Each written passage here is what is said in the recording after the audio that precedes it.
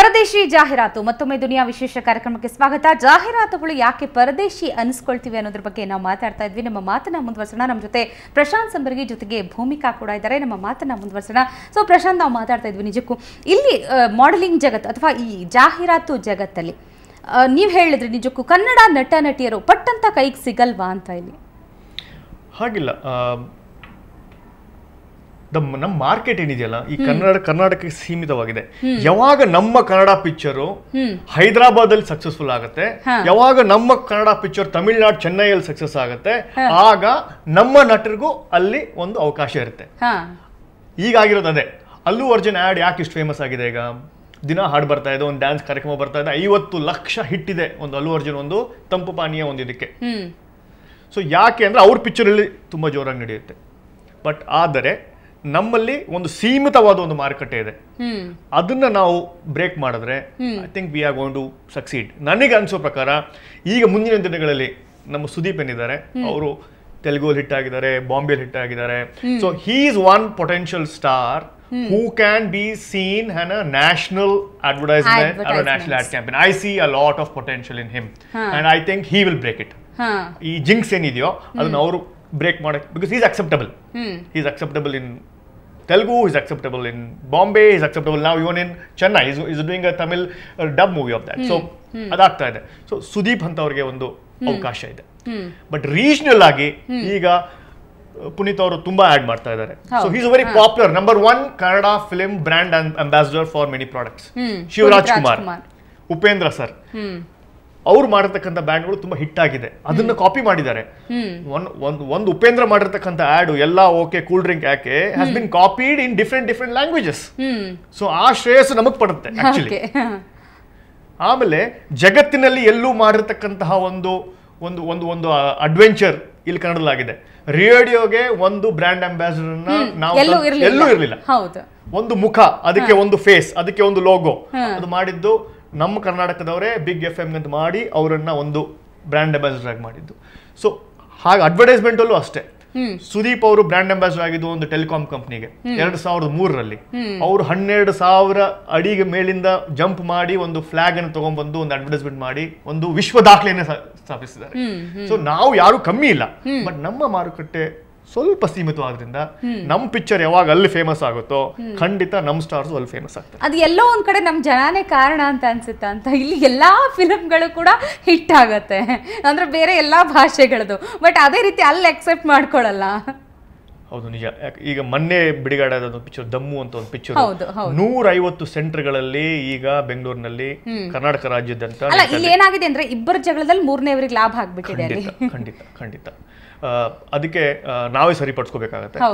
V ourself have to make our home rules set right by regulations, by making our industry grow.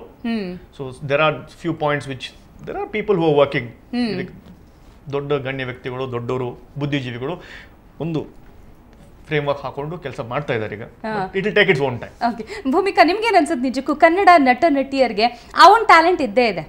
Ads ಅಲ್ಲಿ ಮಾಡೋದಾಗ್ಲಿ ಅಥವಾ ಏನ್ ಅನ್ಸುತ್ತೆ ನಿಮ್ಗೆ? ಅಷ್ಟು ಪ್ರತಿಭೆಗಳು ಇದೆ ಅಂತ ಅನ್ಸುತ್ತಲ್ವಾ? ನಿಜಕ್ಕೂ 100% ನಮ್ಮೆಲ್ಲರಲ್ಲೂ ಟ್ಯಾಲೆಂಟ್ ಇದೆ.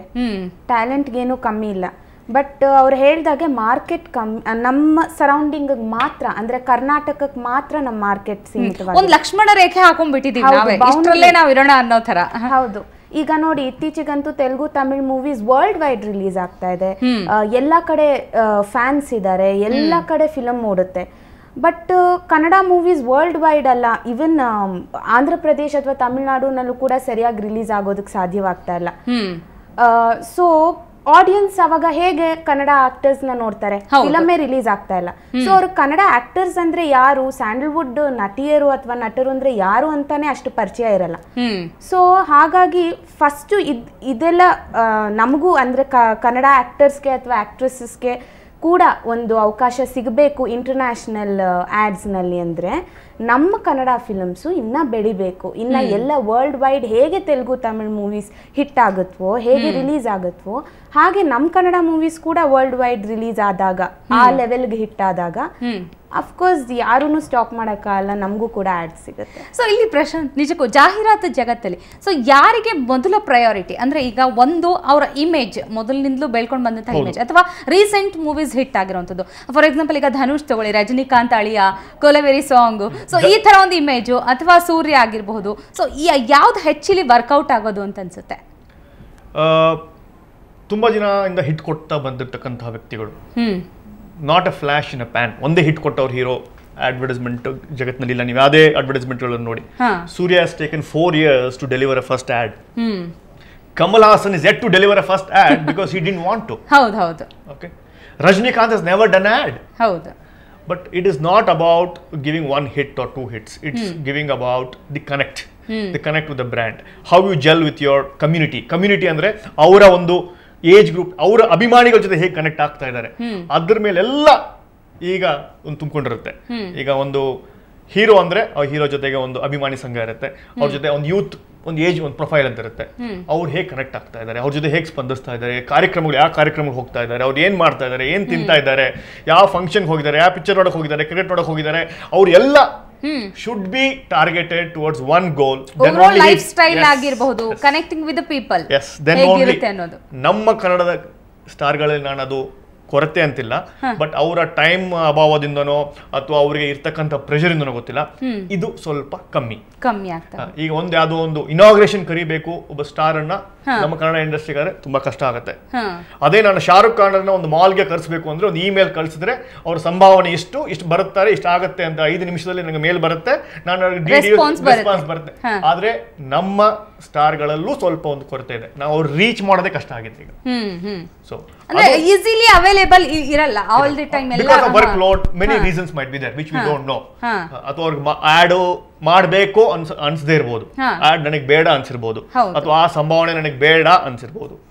ಸೊ ನಾನಾ ಕಾರಣಗಳಿರ್ಬೋದು, ಬಟ್ ನಮ್ಮ ಕನ್ನಡ ಸ್ಟಾರ್ಸ್ಗೆ ಇರೋ ಪೊಟೆನ್ಷಿಯಲ್ ತುಂಬಾ ಇದೆ.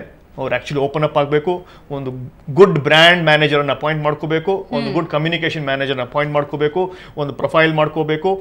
ಆಮೇಲೆ ಅವರೇ ಸ್ವತಃ ಕಾರ್ಪೊರೇಟ್ ಜಗತ್ತಿಗೆ ಒಂದು ಕರೆ ನೀಡಿ ಈ ತರ ಮಾಡ್ಬೋದು. ಶಾರುಖ್ ಖಾನ್ ತಾನಾಗೆ ಫೋನ್ ಮಾಡಿ ನಿಮ್ಮ ಪ್ರಾಡಕ್ಟ್ ಇದೆ, ಅದಕ್ಕೆ ನಾನು ಮಾಡಿದ್ರೆ ಮಕ್ಕಳು ತುಂಬಾ ತಗೊಂತಾರೆ ಅಂತ ಫೋನ್ ಮಾಡಿ ಪ್ರಸಂಗಗಳಿದೆ. ಆ ತರ ಕೂಡ ಅಪ್ರೋಚ್ ಮಾಡಿದ್ದಾರೆ. ಶಾರುಖ್ ಖಾನ್ ಸ್ವತಃ ಫೋನ್ ಮಾಡಿ, ನೀವು ನನ್ನ ಪಿಕ್ಚರ್ ಬರ್ತಾ ಇದೆ ಹೀಗೆ, ಅಲ್ಲಿ ಮಕ್ಕಳ ಬಗ್ಗೆ ನಾನು ತುಂಬಾ ಮಾಡಿದೀನಿ, ಯಾಕೆ ನಮ್ಮ ಜೊತೆ ನೀವು ಟೈಅಪ್ ಮಾಡ್ಕೋಬಾರ್ದು ಅಂತ ಪ್ರಸಂಗಗಳಿವೆ. ಅವರಾಗೆ ಮುಂದೆ ಬಂದು ನಾ ಈ ತರ ಮಾಡ್ಬೋದು, ಹೀಗೆ ಡಿಸ್ಕಷನ್ ಮಾಡಿ ಒಂದು ಫ್ರೇಮ್ ವರ್ಕ್ ಹಾಕೊಂಡು ಅಗ್ರಿ ಮಾಡ್ಕೊಂಡು ಮಾಡಿರೋದಿದೆ.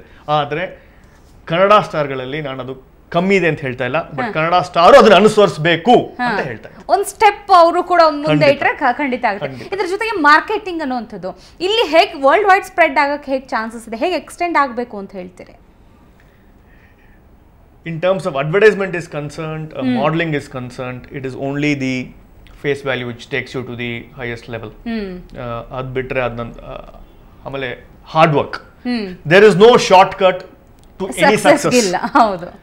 And you have to be sincere towards your work.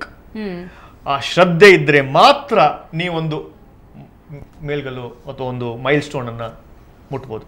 ಇಲ್ಲ ಅಂದ್ರೆ it is just colourful, it will be colourful, it will be a dream will be a dream. ಕನಸು ನನಸಾಗಬೇಕು ಅಂದ್ರೆ ಅಲ್ಲಿ ನಮ್ಮ ಪರಿಶ್ರಮ ಬೇಕು ಅಂತ ಹೇಳ್ತಾ ಇದ್ದಾರೆ. ಸೊ ನಿಮ್ಮಿಬ್ಬರ ಜೊತೆ ಮತ್ತಷ್ಟು ಮಾತಾಡ್ತೀನಿ. ಇದಿಷ್ಟು ಕನ್ನಡ ಕಲಾವಿದರ ಕಥೆ. ಆದ್ರೂ ಹೊಸಬರಿಗೆ ಯಾವ ರೀತಿಯಲ್ಲಿ ಅವಕಾಶಗಳಿರುತ್ತೆ, ಹೇಗೆ ಹೊಸಬರು ಎಂಟ್ರಿ ಕೊಡ್ಬೇಕಂದ್ರೆ ಅಂದ್ರೆ ಇದೇ ಒಂದು ಜಾಹೀರಾತು ಜಗತ್ತನ್ನ ಪ್ರೊಫೆಷನ್ ಆಗಿ ಸೆಲೆಕ್ಟ್ ಮಾಡ್ಕೊಂಡ್ರೆ ಯಾವ ರೀತಿ ರಿಸ್ಕ್ಗಳಿರುತ್ತೆ, ಇದ್ರ ಬಗ್ಗೆ ಕೂಡ ಮಾತಾಡ್ತೀವಿ. ಅದಕ್ಕೂ ಮೊದಲು ಒಂದು ಸಣ್ಣ ವಿರಾಮ.